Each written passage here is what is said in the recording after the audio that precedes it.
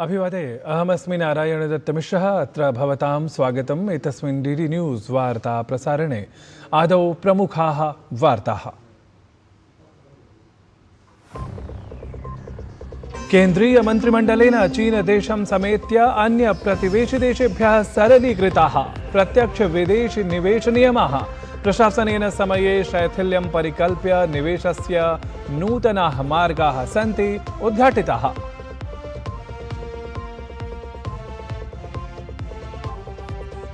ऐषमः जलमहोत्सवस्य अन्तर्गतं नवदिल्लीस्थे विज्ञानभवने राष्ट्रीयः कार्यक्रमः।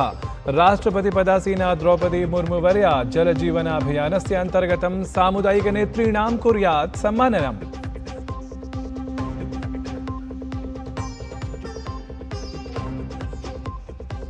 प्रधानमन्त्रिणः नरेन्द्रमोदिनः केरलं तमिलनाडु इत्येतयोः राज्ययोः यात्रा अद्य प्रायः 16,500 रूप्यकात्मिका विकासपरियोजनानां कुर्यात् असौ शुभारम्भम्। 5 संख्याकेभ्यः नूतनेभ्यः रेलयानेभ्यः प्रदर्शयेत् हरितध्वजामपि असौ।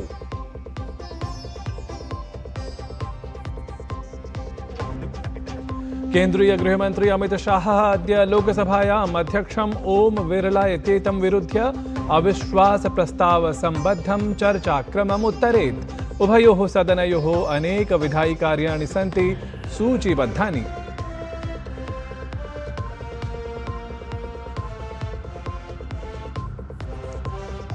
संयुक्तराज्य अमेरिकादेशस्य वक्तव्यविशेषः होर्मुज् स्ट्रेट् इत्यत्र विस्फोटपरसुरङ्गासमाच्छादकाः जलपोताः अस्माभिः विनष्टाः। तावत् संघर्षस्य 12 अपि दिने इरान् इस्रायेल देशौ परस्परम् आक्रामकौ।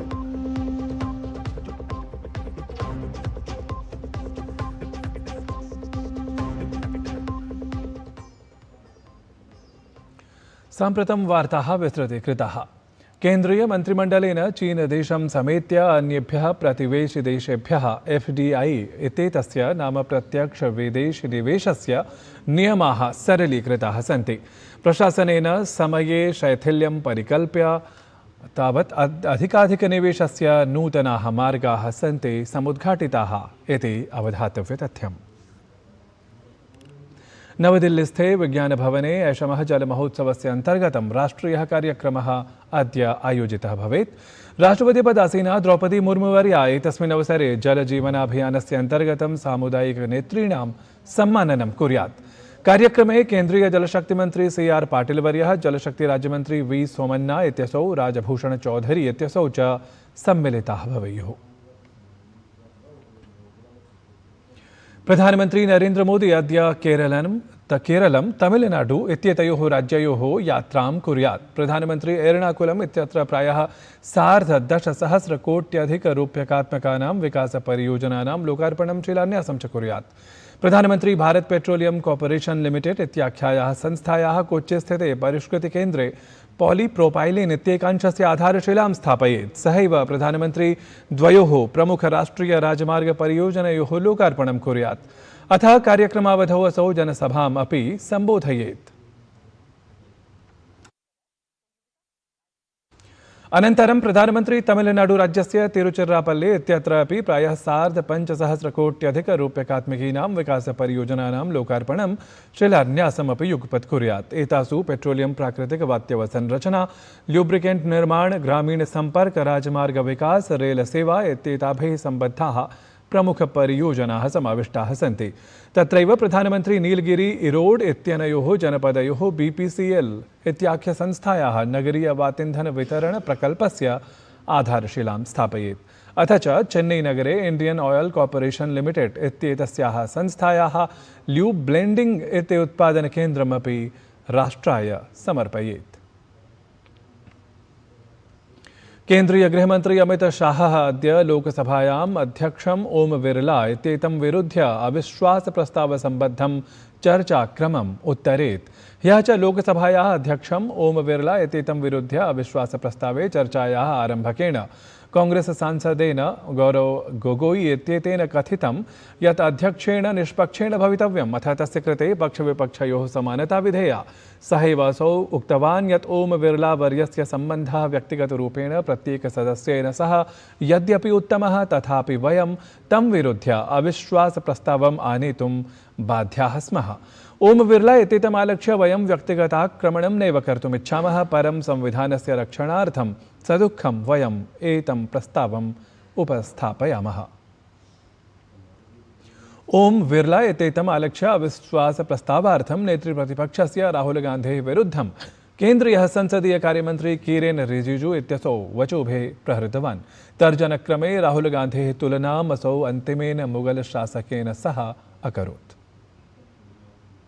कहना तो उनको चाहिए था, ये जो मैं कह रहा हूँ, जो मैं पढ़ रहा हूँ, वो उनको कहना चाहिए था जो कांग्रेस वाले हैं, लेकिन मैं उनके बिहाफ में, उनके नेतृत्व के लिए मैं ही कह देता हूँ।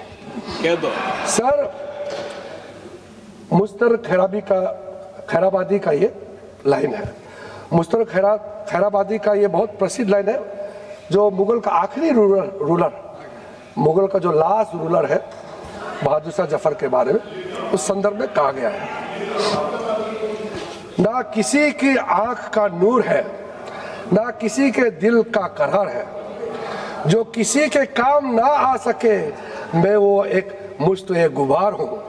ना तो मैं किसी का हबीब हूँ, ना तो मैं किसी का रकीब हूँ, जो बिगड़ गया वो नसीब हूँ, जो उजड़ गया वो दयार हूँ।